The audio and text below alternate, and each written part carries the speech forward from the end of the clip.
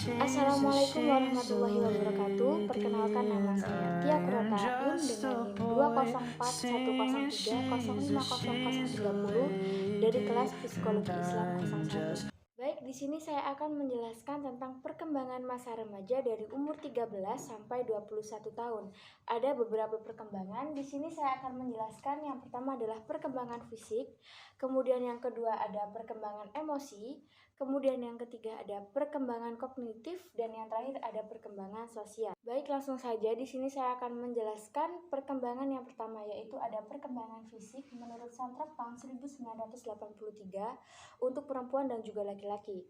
Untuk perempuan yang pertama yaitu pertumbuhan tinggi badan dengan cepat, kemudian menstruasi, yang terakhir adalah pertumbuhan buah dada. Kemudian untuk laki-laki yang pertama adalah pertumbuhan tinggi badan dengan cepat, kemudian pertumbuhan testis, dan yang terakhir adalah pertumbuhan rambut pada kemaluan. Kemudian perkembangan yang kedua ada perkembangan emosi menurut Harlock tahun 1980 menemukan 3 karakteristik dari kematangan emosi. Yang pertama ada kontrol emosi, kemudian yang kedua ada pemahaman diri, dan yang ketiga ada penggunaan fungsi krisis mental. Baik, di sini saya akan menjelaskan tentang kontrol emosi. Apa sih kontrol emosi itu? Kontrol emosi adalah sebuah di mana seseorang bisa menahan amarahnya untuk tidak meledak-ledakkan di depan umum ataupun di depan orang lain, sehingga bisa banyak merugikan orang di sekitarnya. Nah, kemudian yang kedua ada pemahaman diri. Apa sih pemahaman diri itu?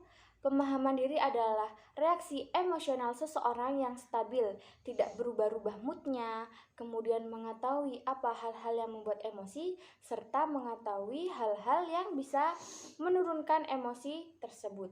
Kemudian yang terakhir ada penggunaan fungsi krisis mental, sama dengan nomor 1 dan 2, di mana seseorang tersebut bisa mengondisikan emosinya dan tidak meledak-ledakkan di tempat umum maupun di depan banyak orang lain. Kemudian yang ketiga ada perkembangan kognitif. Menurut salah satu ahli psikologi mengatakan prinsip dan konsep perkembangan kognitif itu ada 4. Yang pertama adalah anak adalah pembelajar yang aktif. Kemudian yang kedua, anak mengorganisasi apa yang mereka pelajari dan juga apa yang mereka alami. Kemudian yang ketiga adalah anak menyesuaikan diri dengan lingkungan. Yang keempat adalah proses ekuilibrasi. Nah, kemudian perkembangan yang terakhir adalah perkembangan sosial. Ada beberapa perkembangan sosial. Yang pertama adalah kuatnya pengaruh kelompok sebaya. Kemudian yang kedua, perubahan dalam perilaku sosial. Nah, di sini apa sih maksudnya? Jadi remaja umur 13 sampai 21 tahun itu sudah bisa memilih mana sih yang bisa dijadikan teman, mana yang tidak bisa dijadikan teman, dan lebih banyak tidak suka berteman dengan yang lawan jenis. Nah, setelah bisa membeda-bedakan tersebut, kemudian ada pengelompokan sosial baru. Ada 5. Yang pertama ada teman dekat, kemudian ada kelompok kecil, kemudian ada kelompok besar, ada kelompok yang terorganisir, kemudian yang terakhir adalah kelompok geng.